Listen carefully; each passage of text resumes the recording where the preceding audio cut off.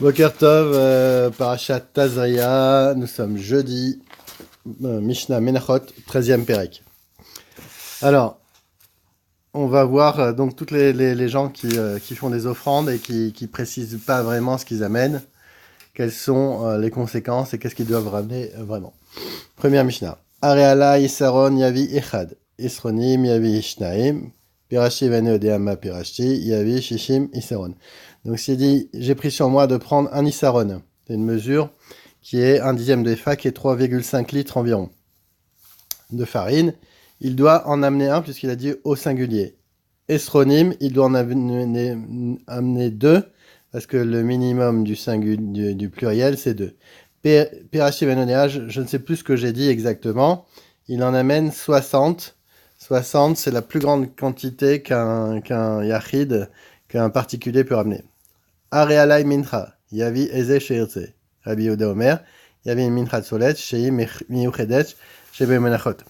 Donc maintenant, si il a dit j'amène une mincha, il va amener donc celle de son choix parmi donc les 5 catégories qui sont existantes. Donc il y a 5 catégories de mincha. Il peut choisir à son choix. Et Rabbi Yehuda, il doit apporter une offrande de fines fleurs de farine, de solette, car c'est la seule qui est appelée mincha. Quand on dit mincha stam, tout court, c'est mincha de solette. Alors, deuxième Mishnah, mincha, mincha, yavi echad. Maintenant, s'il a dit, alors, menachot, yavi shtaim. Pirashti venodea ma pirashti, yavi chamishtan. Pirashti mincha shel esronim, venodea ma pirashti, yavi mincha shel shishim isaron. Rabbi Omer, yavi mincha shel esronim, mechad ve'ad shishim. Donc, celui qui s'est engagé à apporter une offrande, donc, ou une catégorie d'offrande, en présentera une de son choix. Il peut prendre comme une de celles qu'il veut, une des 5. S'il a parlé d'offrande au pluriel ou de catégorie d'offrande, mina mincha, au pluriel, ils devront au moins en apporter 2. Maintenant, si il dit j'ai spécifié au moment de mon vœu la catégorie d'offrande que je voulais apporter, mais je ne m'en souviens plus, il devra présenter les 5 catégories à la fois. Selon donc un autre sage, il dit j'ai spécifié que je voulais apporter un certain nombre d'estronymes dans un seul récipient, mais je ne me rappelle plus combien. Donc il doit apporter une offrande de 60 estronymes, comme on l'a vu dans la première Mishnah. Mais même s'il apporte plus d'estronymes que prévu, alors le supplément sera considéré comme une offrande volontaire. Alors pour Rabbi, donc Rabbi Yehuda Nasi, il n'est pas quitte que s'il apporte une offrande plus importante que prévu dans un seul récipient. Par conséquent, il doit présenter une offrande d'un isaron dans un ustensile, une de 2 esronymes dans un autre récipient, une troisième des 3 esronymes dans un autre récipient, et ainsi de suite, jusqu'à 60, soit au total, donc ça fait 1 plus 2 plus 3 plus jusqu'à 60, il devra amener 1830 esronymes. C'est 60, 1, 2, 3 plus 60, plus 4, plus 5, plus 6, quand on va jusqu'à 60.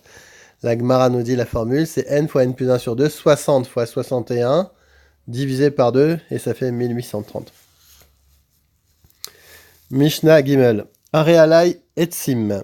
Lo ifrot mishne gezerin. Levona, lo ifrot mikometz. Hamishak matzin en. Aomer arealai levona, lo ifrot mikometz. Amitnadev mincha, yavi iman, ima kometz levona. Amale et takometz bachutz, chayav. Ou shne bazichin, teonin, shne kmatzim. Donc celui qui dit, je prends sur moi d'apporter des branches de bois pour l'autel donc pour le misbéach, doit en offrir au moins 2. S'il a dit, je prends sur moi d'apporter donc de l'aromate qu'on appelle la levona, il doit en offrir au moins une poignée. Autre cas, où la mesure d'une poignée est fixée comme seuil légal.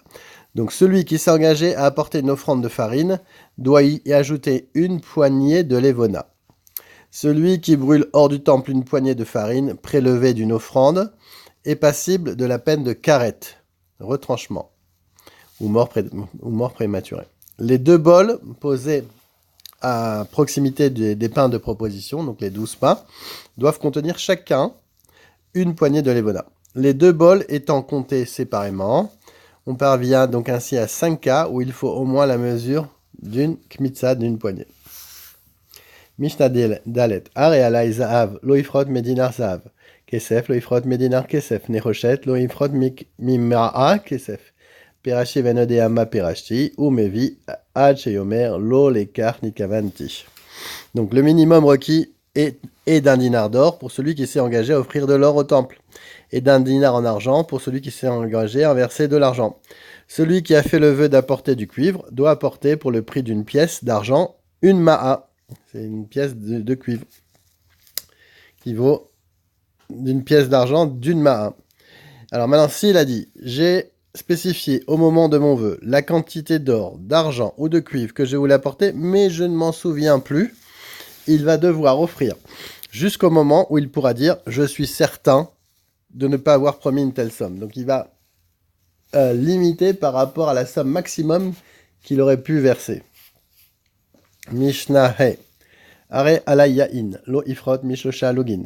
Shemen lo ifrot mi log. Rabbi Omer shlosha lugin, perashti venoedeama perashti, yavi keyom amerube. Donc, celui qui dit le minimum donc pour les offrandes est de 3 logs. Ça fait à peu près 1,5 litre. Donc ça, c'est pour celui qui s'est donc engagé à offrir jusqu'au moment où il au temple du vin.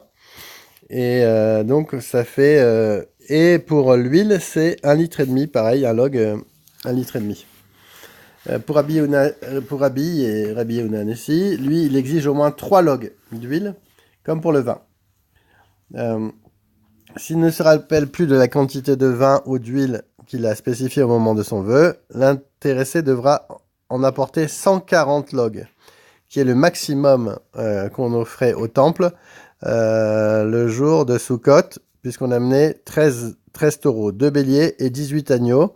Et il fallait 6 logs de vin, autant d'huile pour chacune des 13 taureaux, dont 78 logs pour les taureaux, plus 4 logs pour chacune des 2 béliers, c'est-à-dire encore 8 logs, et enfin 3 logs pour chacun des 18 agneaux.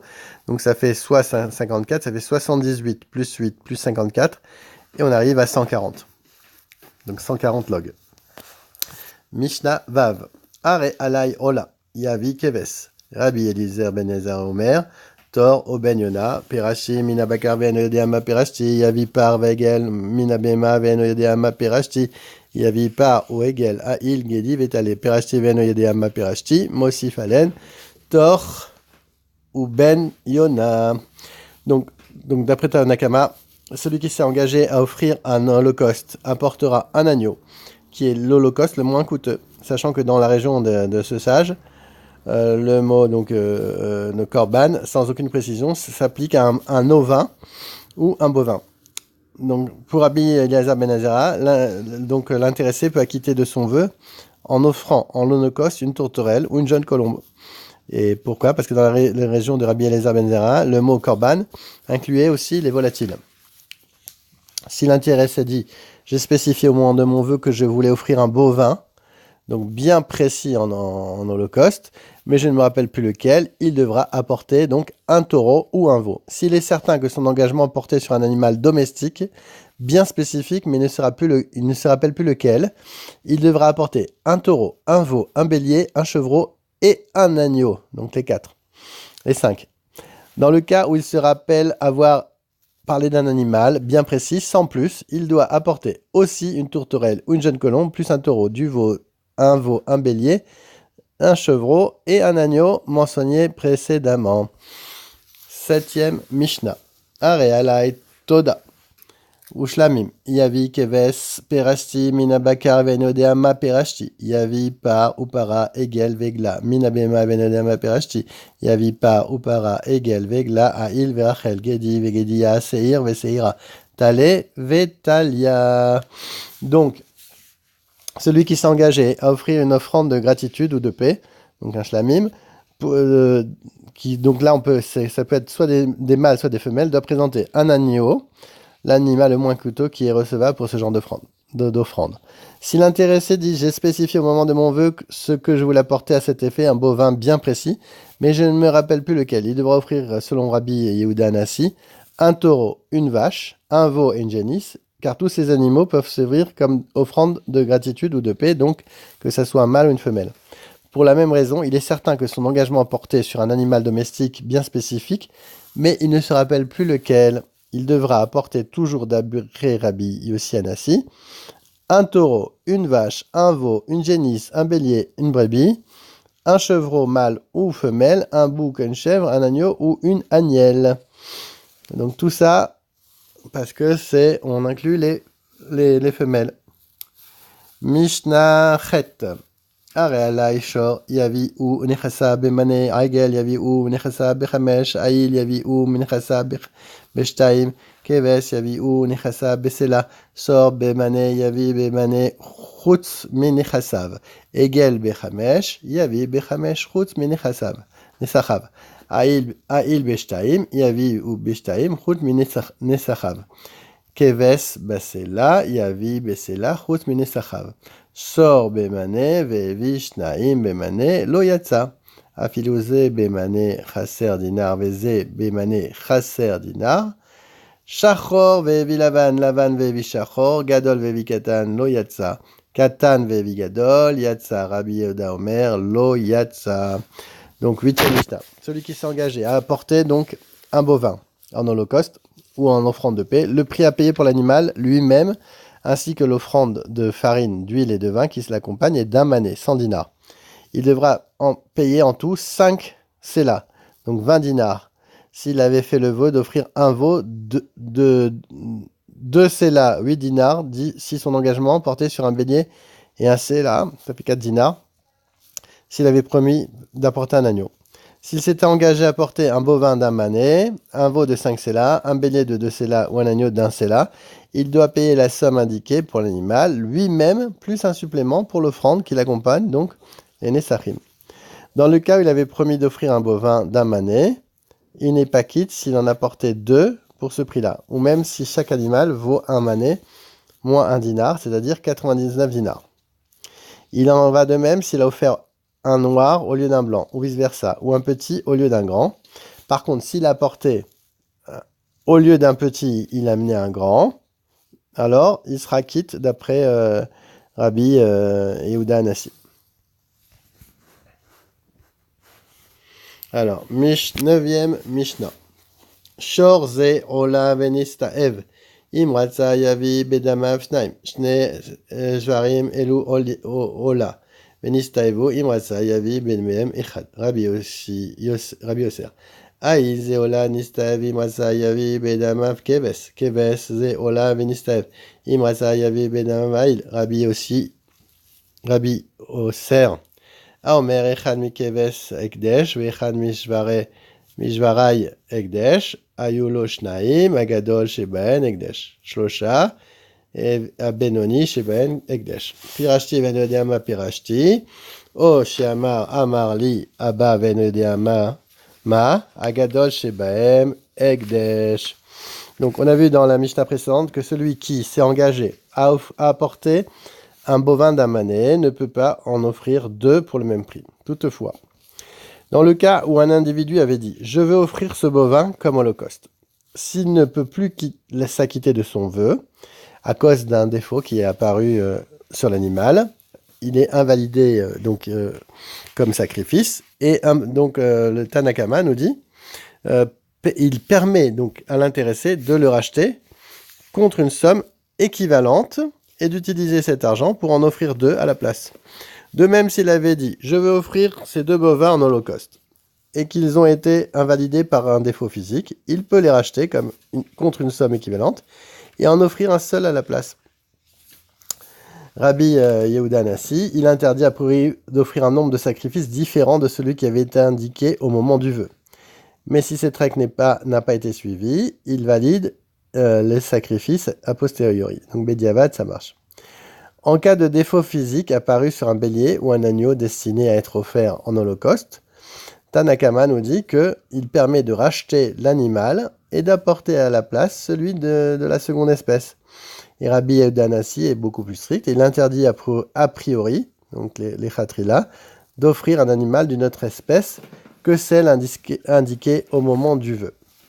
Maintenant, si le propriétaire de 2 agneaux ou de 2 bovins dit que soit consacré au temple l'un de mes agneaux ou l'un de mes bovins, c'est le plus grand qui est consacré, car un homme qui fait un don au temple n'entend certainement pas offrir ce qu'il a de moins beau. S'il en avait 3, l'animal moyen sera consacré, lui aussi. En effet, c'est peut-être lui qui a été désigné par le donateur, puisque ce n'est pas son moins bel animal.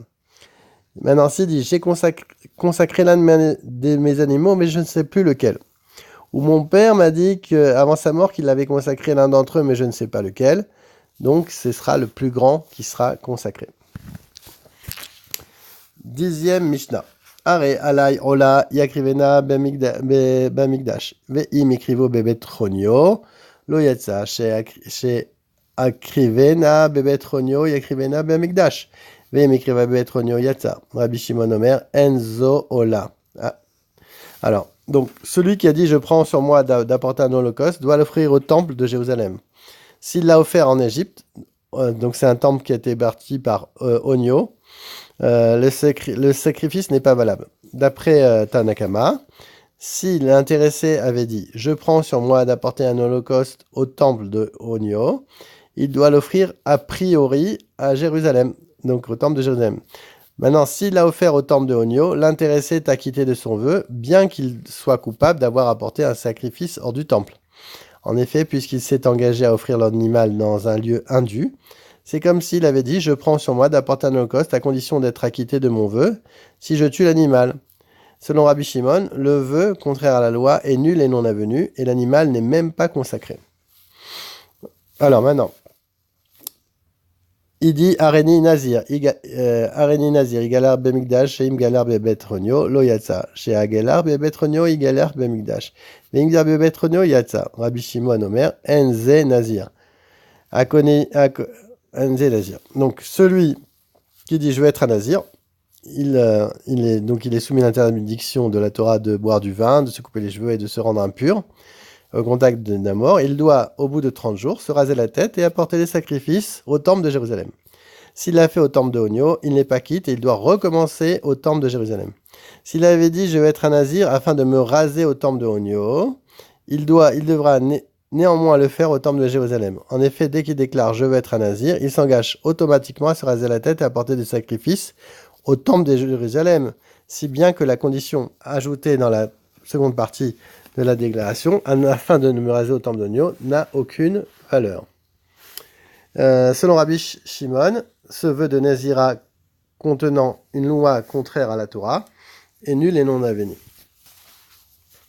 Alors maintenant, à Kohanim chez Shimshu bebet Honyo, lo ishameshu bemikdash beyushalim, ven saich lomar le davar acher, shenemar ach lo yalu kohanei abamot, Elamidir Adonai beyushalim ki im yachlu mitzvot betoch achem, arem kebale mumin, cholkin veochlin, aval lo makrivin.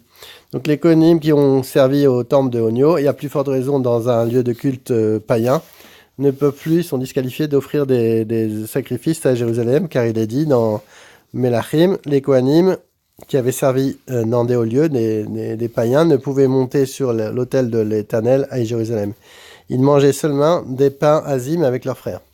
Donc il apparaît que dans ce verset que les kohanim en question avaient le même statut que ceux qui présentaient un défaut physique et ils avaient le droit de consommer les sacrifices, mais pas d'apporter des sacrifices, car ils étaient disqualifiés pour les services. 11e Mishnah.